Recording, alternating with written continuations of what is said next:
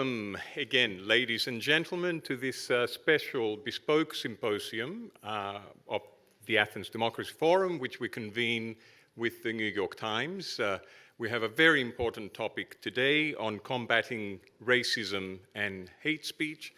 Our hosts for today are the Greek Presidency of IRA, the International Holocaust Remembrance Alliance, and Babyn Holocaust Memorial Center.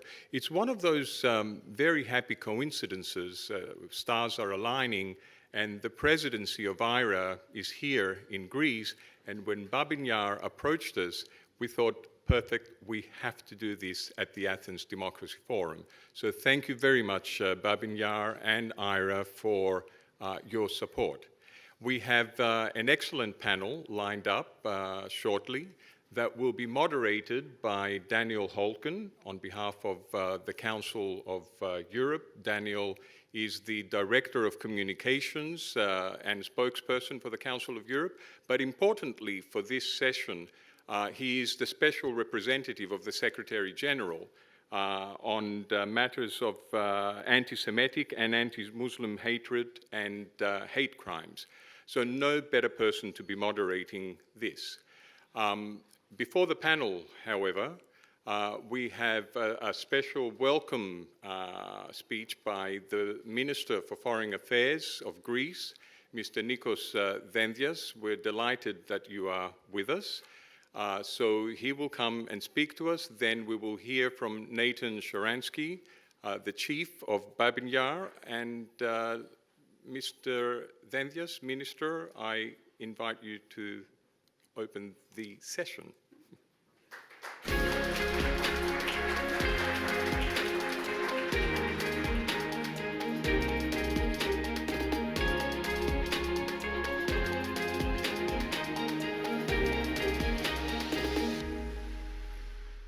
Well, it is a great honor and a pleasure, if I may say, to address the Athens Democracy Forum. I'm particularly pleased to welcome the participants on the symposium Combating Racism and Hate Speech, Lessons from the Holocaust. The significance of this event is manifold. It commemorates the 80th anniversary of the massacre at Babyn in Ukraine, a massacre which signaled the turn of the Nazis' final solution towards the murder of millions of innocent people across Europe. It is also the contribution of the Athens Democracy Forum and the Democracy and Culture Foundation to the Greek presidency of the International Holocaust Remembrance Alliance, the ERA, for 21-22. And finally, it is an important milestone on the thread running throughout the IRA presidency that is teaching the Holocaust for a world without genocide. This will culminate in the closing events in February and March 2022, hopefully in physical form, COVID, of course, permitting.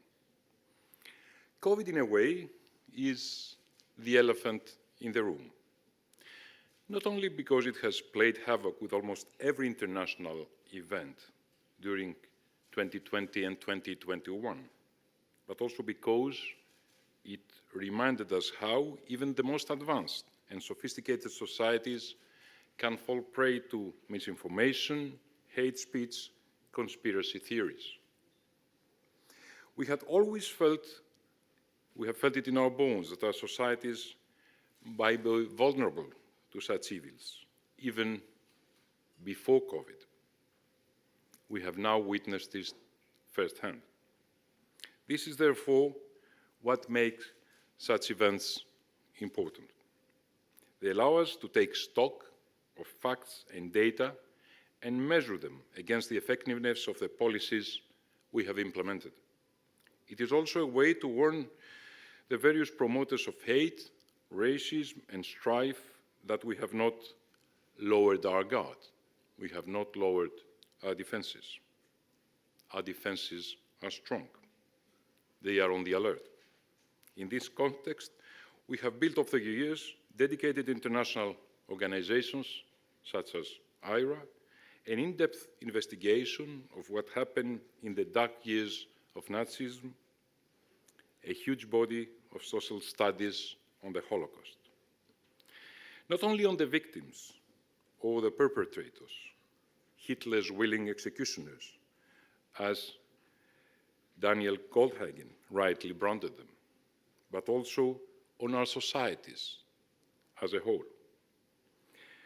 We did believe that what happened was unthinkable, but the unthinkable did indeed happen.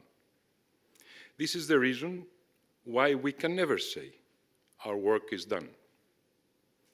In 1945, democracy's triumphant armies gave the hate mongers of the time a lesson they would never forget. Yet, neo-Nazi criminal groups attempt to reappear in our world, in our own countries, selling their own deadly merchandise once more. And while they remained in Greece a fringe group for many years, they grew in popularity over the years of the economic crisis.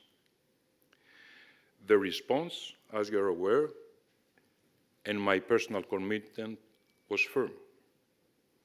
Such criminal gangs that denied crimes against humanity and continue to propagate neo-Nazi ideas have no place at all in Greek society. Those who even today attempt to poison with their repulsive ideas and actions the younger generations have to be fully aware that their efforts will fail. Our institutions, our societies are resilient, and they will remain vigilant if those ideas try to resurface. May be allowed to reiterate here today what I have said to the Greek Parliament on the 24th of August 2012, addressing the Golden Dawn at the time in Parliament. I told them stormtroopers will not be tolerated. Not then, not now, not ever, never. We are here to counter their despicable actions with reason, with firmness, and having faith in our democratic institutions. Let Athens, democracy, Holocaust, and remembrance, those four words that frame today's event, to be our guiding light in our efforts for the memory of the victims, for our children's future, for the generations to come. Thank you so much.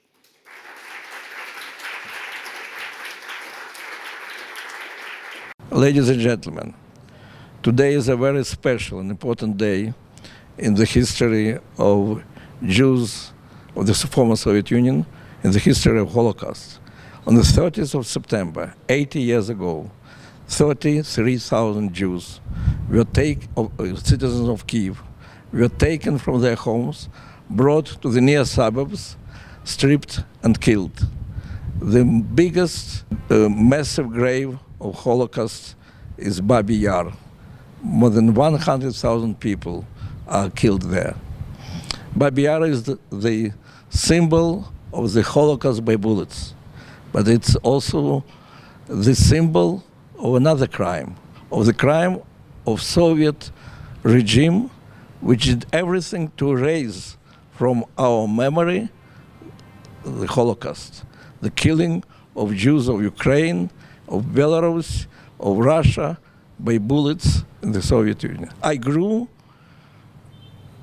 in these killing fields of Holocaust, near these massive graves, and we were not permitted to know, to learn anything about it.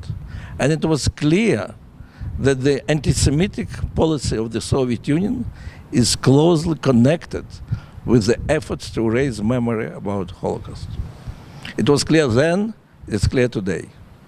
The anti-Semitism is rising in many countries in Europe and the United States, and together with it are rising the efforts to raise the memory about Holocaust. I want to welcome IRA Chair, Ambassador Chris Lazares, who is our important partner in organizing this event. And I want to say that it's almost astonishing, it's so disappointing that still there are countries which didn't accept international definition of anti-Semitism, a definition by IRA. I think we also should be very concerned by the efforts of some organizations or some governments to distort the history for their immediate political aims. I think it's something which shows us clear connection between denial of the past and the rise of anti-Semitism.